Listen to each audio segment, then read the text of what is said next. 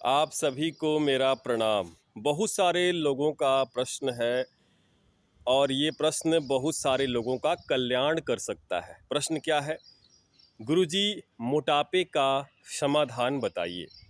मित्रों, मैं आप लोगों से यह कहना चाहता हूँ कि मोटापा एक बीमारी तो है ही, ये एक जीवन शैली से जुड़ी हुई समस्या है, यानी लाइफ स्टाइल डिसऑर्डर है।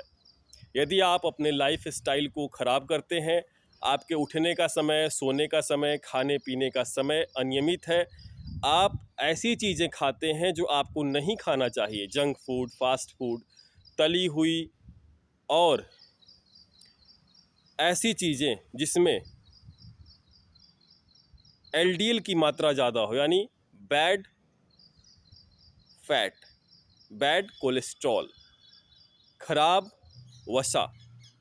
तो ऐसी चीज़ों के सेवन से, ज़्यादा मांसाहार के सेवन से, नशा के सेवन से और अच्छी नींद नहीं लेने के कारण तनाव वाला जीवन है आपका, यानी आप स्ट्रेस लेते हैं, तो ये सबसे बड़ी समस्या है। स्ट्रेस को कम करें।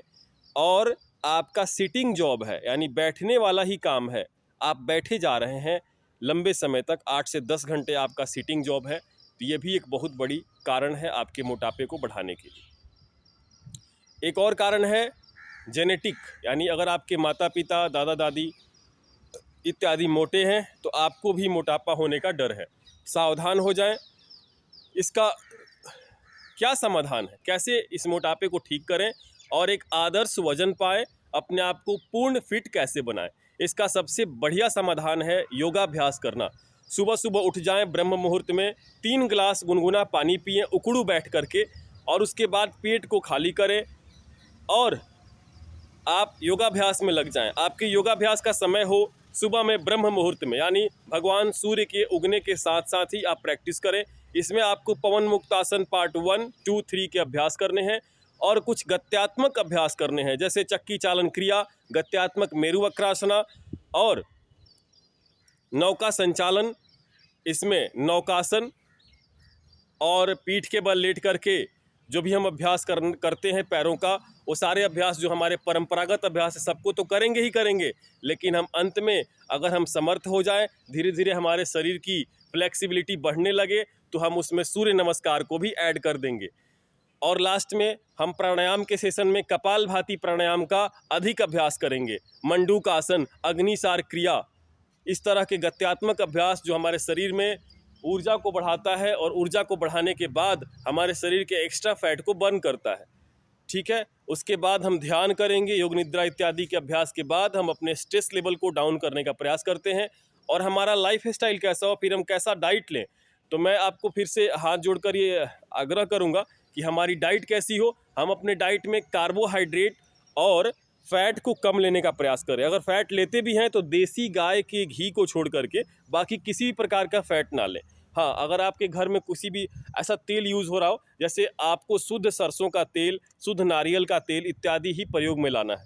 बाकी किसी भी प्रकार के तेल का प्रयोग ना करेंगे। आजकल ट्रेडिशन चला है ओलिव ऑयल का, ऐसा कुछ भी ना करें। वो हमारी परंपरा नहीं है, वो विदेशी परंपरा है और हमारा देश उस तेल को खाने के अनुकूल नहीं है। तो आपको अधिक से अधिक अपने डाइट में स्प्राउट्स, सैलेड्स, हरी सब्जियां और फल को शामिल करना है, यानी आपको प्रोटीन के गुड सोर्स, रिच सोर्स को प्राप्त करना है और साथ में गुड फैट। अच्छी नींद लें, तनाव से बचें, खूब पानी पिएं। ठीक है, पर्याप्त मात्रा में पानी पिएं। अंतिम और सबसे महत्वपूर्ण बात, रात का खाना सूर्योदय के साथ साथ ही कर लें, यानी आपके जो डिनर का टाइम है, सनसेट, जैसे सनसेट हो रहा है उसी समय आप हल्का लाइट खाना खा लें। यानी अगर संभव हो तो रात के खाने का पूर्णतः त्याग करें।